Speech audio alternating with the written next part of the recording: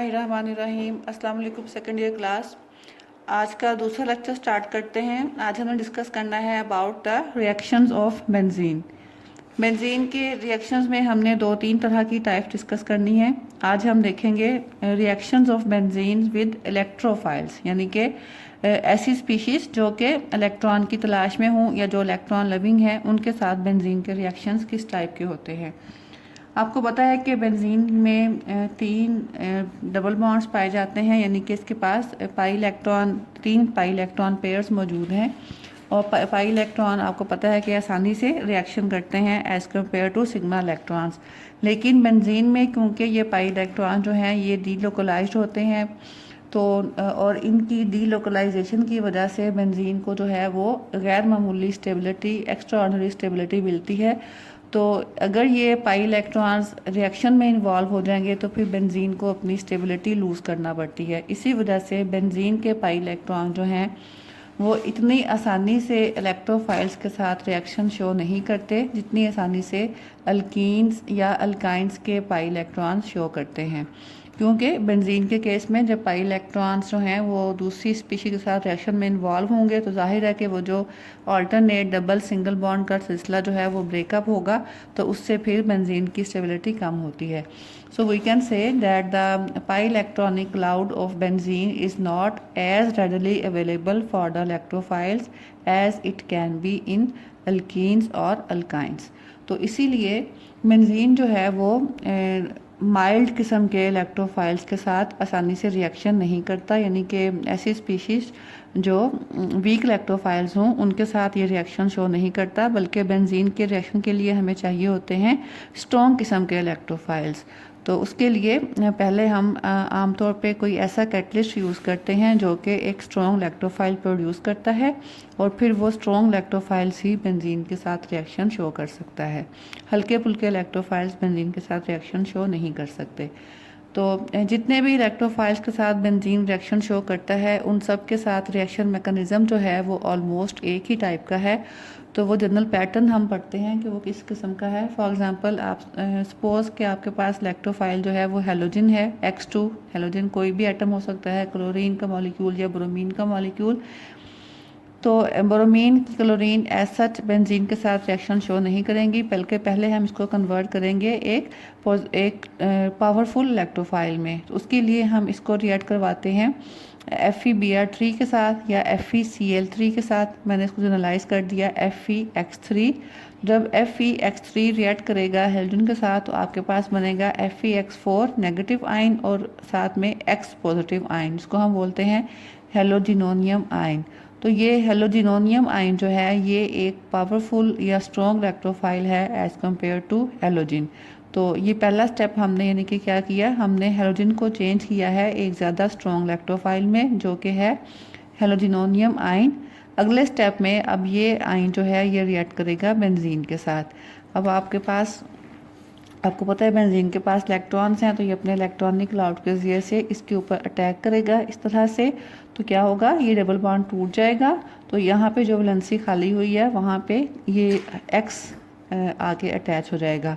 तो हर कार्बन के साथ हाइड्रोजन पहले ही होता है, ये हमने वही हाइड्रोजन शो की है। यहाँ पे X आके अटैच हो गया क्योंकि एक डबल बॉन्ड टूटा है, तो इस कार्बन की भी वैलेंसी जो है वो एक खाली होगी, तो इसलिए यहाँ पे पॉजिटिव चार्ज आया है। This is called as intermediate, यानी कि ये एक ऐसी स्पीशी है जो थोड़े टाइम के लिए रिएक्शन में बनती है। इसको हम बोलते हैं रिएक्शन इंटरमीडिएट और इसका नाम है बेंजीनोनियम आयन। अगले स्टेप में इस बेंजीनोनियम आयन के ऊपर यहाँ पे जो एक बेस प्रोड्यूस हुई थी, नेगेटिवली चार्ज स्पीशी है, उसको हम बेस कह सकते हैं। तो जो बेस प्रोड्यूस हुई थी ये इसके ऊपर अटैक करेगी हाइड्रोजन के ऊपर, क्योंकि आपको पता है कि बेस जो है वो आसानी से हाइड्रोजन एक्सेप्ट करती है। तो यहाँ से हाइड्रोजन एक्सेप्ट करेगी विदाउट इट्स इलेक्ट्रॉन, उसको हम बोलते हैं प्रोटॉन। ऐसी हाइड्रोजन जिसके पास इलेक्ट्रॉन ना हो उसको हम प्रोटॉन बोलते हैं। तो ये बेस यहाँ से प्रोटॉन लेगी, तो ये क्या बन जाएगा, दोबारा से FeX3 और HX बन जाएगा। और ये इसने यहाँ से प्रोटॉन लिया, तो ये जो इलेक्ट्रॉन पेयर जो यहाँ पे बॉन्ड बना रहा था, क्योंकि ये बॉन्ड तो अब टूट गया है, तो ये इलेक्ट्रॉन पेयर यहाँ शिफ्ट हो जाएगा। तो ये दोबारा से वो कार्बन कार्बन डबल बॉन्ड जो टूटा था, वो कार्बन कार्बन डबल बॉन्ड दोबारा से रिकवर हो जाएगा, बहाल हो जाएगा। उसकी वजह से बनने वाला पॉजिटिव चार्ज भी ख़त्म हो जाएगा। तो एंड रिज़ल्ट क्या है कि बेंजीन रिंग के साथ एक हाइड्रोजन एटम आके अटैच हो गया है। तो ये है general pattern for the reaction of electrophile with benzene. इसको हम यूँ भी शो कर सकते हैं, ये बेंजीन रिंग, उसके साथ रिएक्शन हो रहा है इलेक्ट्रोफाइल का, ई स्टैंड्स फॉर इलेक्ट्रोफाइल। ये बेंजीन का पाई इलेक्ट्रॉन्स के ऊपर अटैक करेगा। फॉर द टाइम बीइंग ये एक थोड़े से टाइम के लिए एक इंटरमीडिएट बनेगा, जिसमें एक कार्बन के साथ इलेक्ट्रोफाइल अटैच है, दूसरी कार्बन के ऊपर पॉजिटिव चार्ज है, जिसको हमने कहा था बेंजीनोनियम आयन।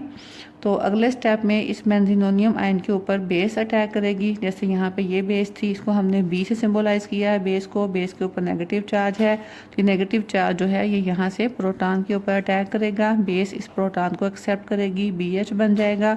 और ये इलेक्ट्रॉन पेयर जो कि कार्बन और हाइड्रोजन के दरमियान बॉन्ड बना रहा था, ये यहाँ पे शिफ्ट हो जाएगा, जहाँ से पहले carbon carbon double bond breakup हुआ था, तो कार्बन कार्बन डबल बॉन्ड दोबारा से रिकवर हो जाएगा।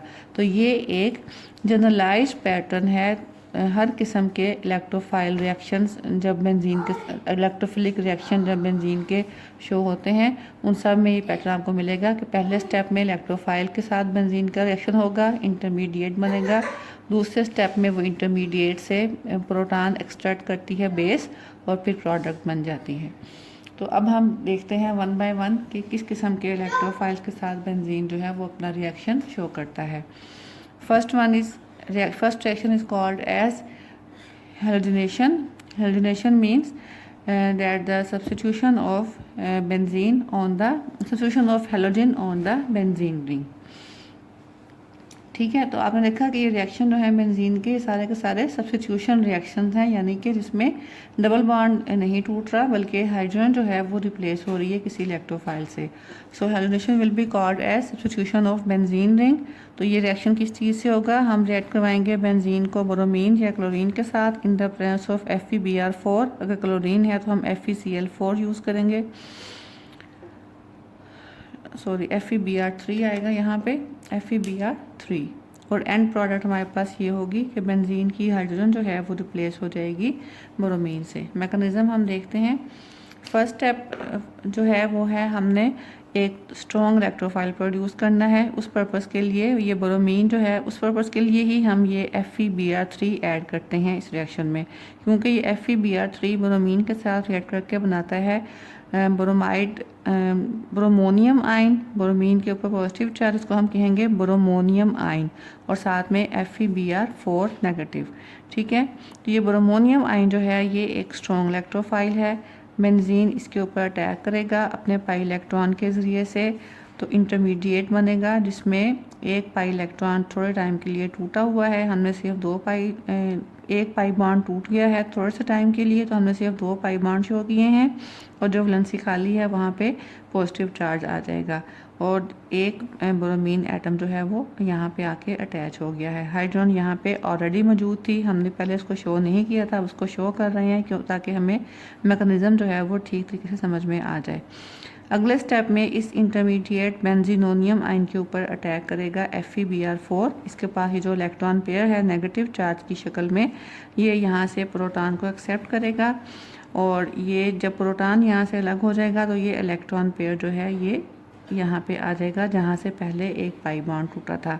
अब तीनों पाई इलेक्ट्रॉन पेयर जो हैं वो बहाल हो गए हैं बेंजीन के, और उसके साथ ब्रोमीन अटैच हो गया है, एक हाइड्रोजन निकल गया है। तो this is called as substitution of bromine on benzene. साथ में दोबारा से FeBr3 बन जाएगा। देखिए, क्योंकि ये एज अ कैटलिस्ट हमने ऐड किया था, दोबारा से रिकवर हो गया और HBr साथ बनता है। ये मैकेनिज्म है हैलोजेनेशन का। नेक्स्ट रिएक्शन है हमारा nitration. Nitration mean substitution of NO2 group on benzene ring is called as nitration. ये आपको डेफिनेशन भी पता होनी चाहिए। Substitution of NO2 group on benzene ring is called as nitration. Nitration करने के लिए हम बेंजीन को रिएक्ट करवाते हैं नाइट्रिक एसिड के साथ in the presence of sulphuric acid. Sulphuric acid के बगैर ये रिएक्शन जो है वो कंप्लीट नहीं होता, क्योंकि नाइट्रिक एसिड ने देना है NO2 ग्रुप और सल्फ्यूरिक एसिड जो है वो यूज़ होता है टू प्रोड्यूस अ स्ट्रॉन्ग लैक्टोफाइल। तो मैं डायरेक्टली आपको मैकेनिज्म बता रही हूँ। मैकेनिज्म में पहले आप देखें कि स्ट्रॉन्ग लैक्टोफाइल कैसे प्रोड्यूस होगा। नाइट्रिक एसिड जब रिएक्ट करेगा सल्फ्यूरिक एसिड के साथ, तो ये सल्फ्यूरिक एसिड जो है क्योंकि एक स्ट्रॉन्ग एसिड है, तो ये इसको अपना प्रोटॉन देगा और ये ब्रेकअप होके आपको बना देगा वाटर। नाइट्रिक एसिड जो है प्रोटॉन लेने के बाद ब्रेकअप होके बनाएगा वाटर और nitronium ion. NO2 is called as nitronium ion.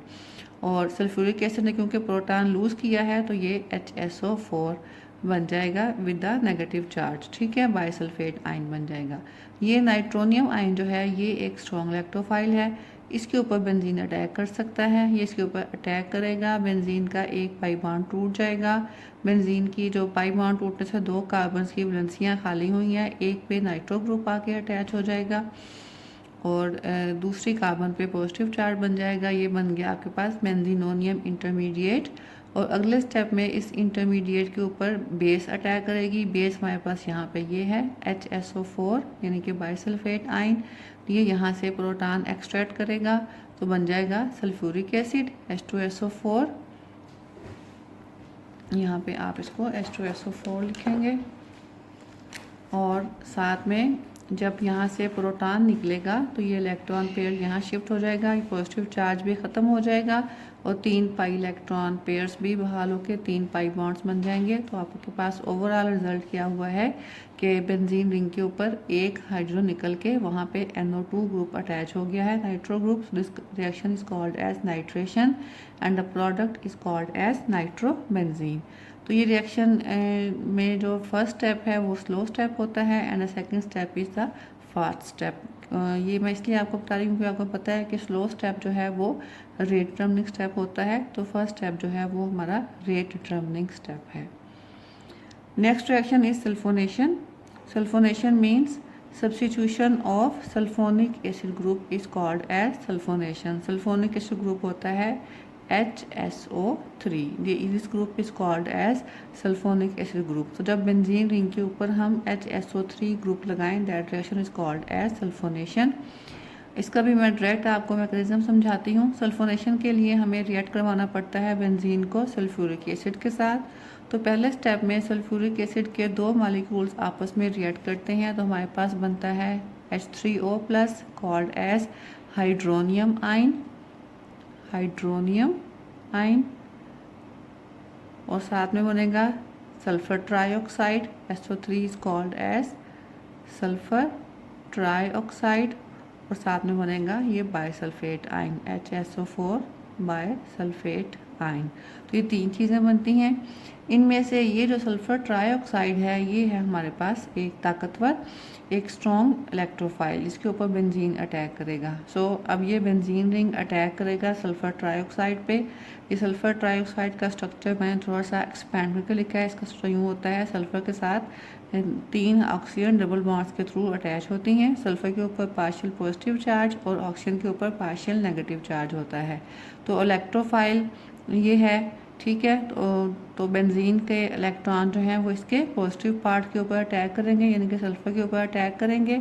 और जैसे ही नया बॉन्ड बनेगा इस बेंजीन की कार्बन और सल्फर के दरमियान में, तो यहाँ से एक बॉन्ड ऑक्सीजन का टूट जाएगा ताकि सल्फर के 6 बॉन्ड जो हैं वो पूरे रहें, क्योंकि सल्फर 6 से ज़्यादा एक्सीड नहीं कर सकता। 7वां बॉन्ड ऐसे नहीं बनेगा जब तक कि पहला एक बॉन्ड ना टूटे।